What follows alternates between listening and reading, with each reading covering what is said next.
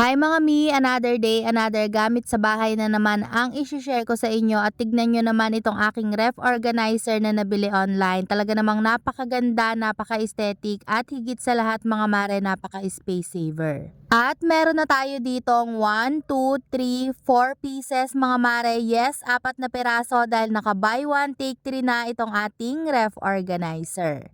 At isa pa sa nagustuhan ko dito mga mare, meron na din siyang kasamang strainer. Kaya naman kung balak nyong maglagay dito ng vegetables o kaya naman ay ng mga prutas, okay na okay mga mare dahil hindi na maghahalo yung tubig sa ating mga prutas. Napakaganda talaga nito mga mare at napakadami nating pwedeng ilagay dito. Pwede kayong maglagay dito ng isang buong isda, kasyang-kasya yan mga mare.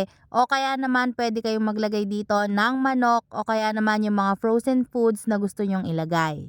At kung katulad nga rin kita mami na mahilig mag-marinate ng chicken o pork, perfect na perfect nga sa'yo to dahil pwedeng-pwede mo na dito ilagay yung iyong chicken or pork. Kita nyo naman mga mi, kasyang-kasya talaga dito kahit na yung dalawang malalaking hita ng manok.